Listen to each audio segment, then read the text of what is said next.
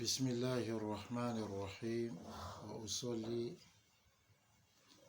وأسلم على سيد الأولين والآخرين نبينا محمد وعلى آله وصحبه أجمعين. الحمد لله. إخوتنا الكرام وأخواتنا الكريمة، نواصل مع درسنا في الحديث. تكلمنا عن حديث معاذ رضي الله عنه حين بعثه النبي صلى الله عليه وسلم إلى اليمن. فاليوم نشرع في ذكر بعض فوائد التي تستخرج من هذا الحديث. أولا نقول الكتاب والسنة نزل ليحكم بين الناس فيما اختلفوا فيه، والأحكام الشرعية تطبق في كل عصر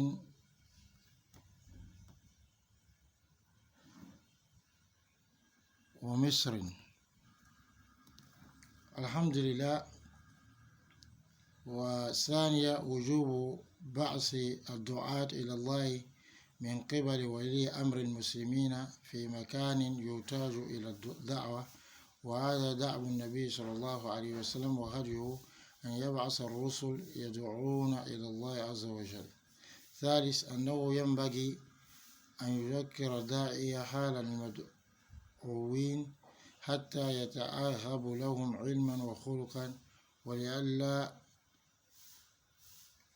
يورد عليه من الشبهات ما ينقطع به. رابعا أن أهم شيء بعد الشهادتين هو الصلاة،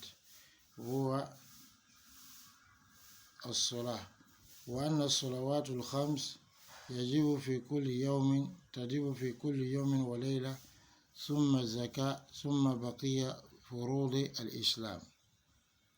خامسا الصحيح أن الزكاة واجبة من المال لقوله تعالى: خذ من أموالهم صدقة تطهرهم، ولقول النبي صلى الله عليه وسلم لمعاذ: فإنهم أطاعوا لذلك فأعلمهم أن الله افترض عليهم صدقة تؤخذ من أغنيائهم وترد على فقرائهم، لكن لها تعلق بذمة، بمعنى أنها إذا وجبت وفرط الإنسان لها فله ضمانها، فإنه يضمنها. السادس أن الزكاة لا تجب على الفقير لقوله صلى الله عليه وسلم: تؤخذ من أغنيائهم فترد على فقرائهم. السادسة أنه يجوز الاقتصار في إخراج الزكاة على صنف واحد من الثمانية لقوله صلى الله عليه وسلم: فترد في فقرائهم. الثامنة سميت الزكاة صدقة لأن بذل المال دليل على صدق باذله، فإن المال محبوب إلى النفوس، والإنسان لا يبذل المحبوب إلا لما هو أحب منه، فإذا بذل المال مع حبه له دل ذلك على أنه يحب ما عند الله أكثر مما من حبه لماله.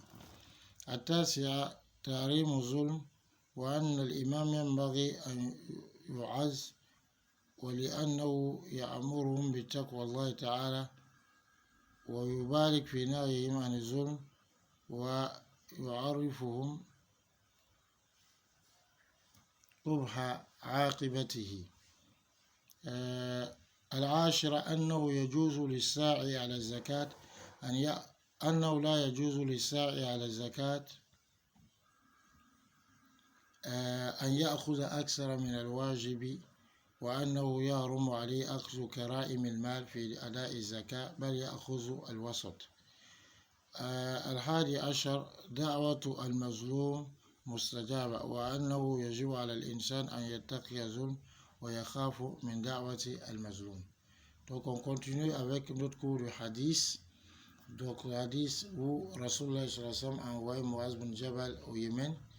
Et après avoir évoqué le texte du hadith, parlé et fait la biographie de son rapporteur Ibn Abbas et parler du sens global et du sens de certains mots-clés, nous abordons aujourd'hui des joyaux à tirer du hadith. Premièrement, le Coran et la Sunna ont été révélés pour juger entre les gens dans tout ce dans quoi ils divergent. Et les textes de la charia donc, sont applicables en tout temps et en tout lieu. Deuxième des choses, il est obligé, c'est une obligation pour le garant, le chef des musulmans, d'envoyer des prêcheurs, des appelés à Allah subhanahu wa ta'ala, dans tout endroit où on a besoin qu'on appelle. Et ceci est le comportement de Rasul sallam et sa voix, c'est qu'il envoyait les messagers, où il envoyait des émissaires pour appeler vers Allah subhanahu wa ta'ala. Troisième des choses, il convient qu'on rappelle aux prêcheurs la condition ou l'état de ceux qui vont appeler, afin qu'ils soient prêts pour eux en termes de science et de comportement, et afin que ceux-là ne lui envoient pas des ambiguïtés qui vont le décourager et l'amener à laisser.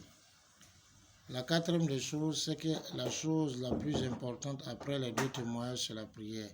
Donc les 5 prières obligatoires sont obligatoires du jour et de nuit.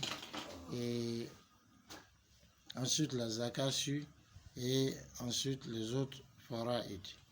La cinquième des choses, c'est que ce qui est authentique, c'est que la zakat est une obligation dans le bien qu'on a, comme Allah a dit,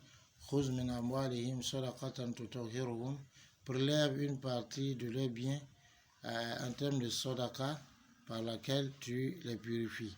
Et Rasulullah sallallahu alayhi wa sallam a dit à Muaz bin Jabal, lorsque tu arriveras et qu'il va accepter les deux témoignages, accepter d'accomplir la prière, informe-les de ce qu'Allah subhanahu wa ta'ala leur a rendu obligatoire, une aumône qui sera prélevée de leurs biens, des biens des riches pour donner aux pauvres. Seulement la zakat, chaque fois qu'on remplit la condition et qu'on n'a pas payé, donc on reste redevable de cela, ça reste un crédit. La sixième des choses,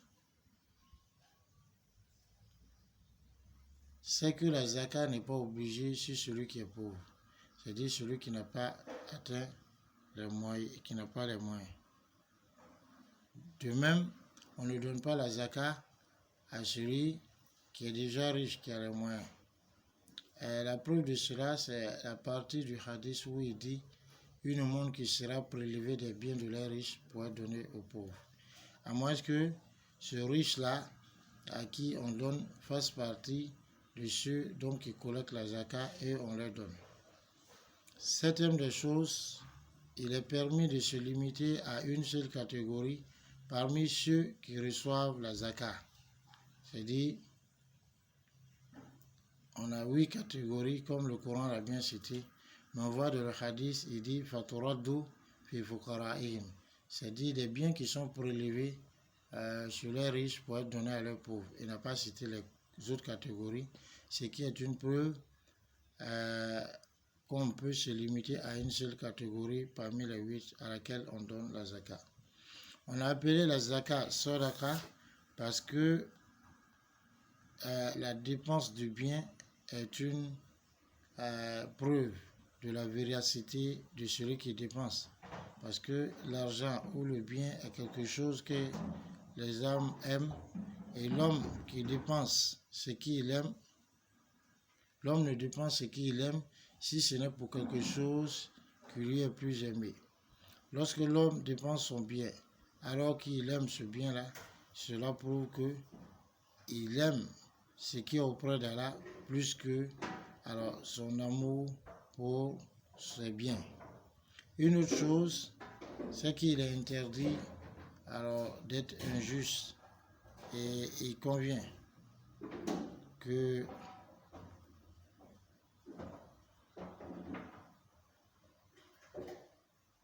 celui qui est l'imam ou qui est le guide des musulmans exhorte les gens et qu'il ordonne la crainte d'Allah subhanahu wa ta'ala et qu'il insiste sur l'interdiction de l'injustice et qu'il leur montre les dangers, les inconvénients liés au fait de commettre l'injustice. La 10e des choses, c'est que il n'est pas permis pour celui qui va collecter la zakat de prendre plus que ce qui est obligé. C'est-à-dire ce qu'on appelle le seuil minimum imposable, il ne doit pas prendre plus que cela. Et qu'il lui est interdit de prendre les biens les plus précieux de ceux chez qui il prend la zakat. Mais il prend ce qui occupe le juste milieu, ce qui est moyen. 11e des choses, c'est que l'invocation de l'opprimé est exaucée. Et il est obligé pour l'homme de craindre l'injustice et d'avoir peur de l'invocation de l'opprimé. Voilà un peu un certain nombre de choses. Une autre chose, c'est que l'obligation al-wajib al-bada'a bi-da'wa ila tawhid. Ce qui est le plus obligé, c'est de commencer par appeler vers le tawhid, l'unicité d'Allah. وَلِهَذَا بَدَعَ بِهَا نَبِيُّ اللَّهِ يُوسُف مَعَ رَجُلَيْنِ فِي السِّجْنِ. Voilà pourquoi le prophète d'Allah, Yusuf alayhi salam, il a commencé par parler de l'unicité d'Allah lorsqu'il était avec ses 2 compagnons en prison. Il a dit, Ya sahiba Sidni, ô mes 2 compagnons de prison. Arbabun mutafarriquna khayrun amillahu al-wahid al-qahhar. Est-ce des seigneurs éparpillés qui sont mieux ou Allah l'unique, le dominateur? Ma ta'buduna min dunihi illa asma'a. Vous n'adorez en dehors de lui si ce n'est que des noms, sammaytumuha, que vous-même vous avez donné à ces choses. Antum wa aba'ukum, vous et vos prédécesseurs, vos aïeux, vos grands-parents. Ma anzalallahu biha min sultan. C'est-à-dire aucune preuve n'a été descendue à ce sujet.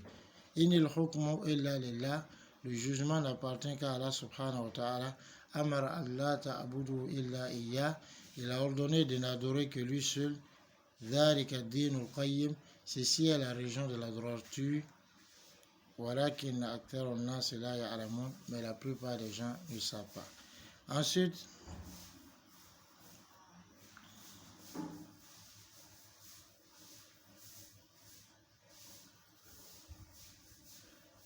tous les prophètes alayhi wassalam ont commencé dans leur appel à Allah subhanahu wa ta'ala par le tawhid, l'unicité d'Allah.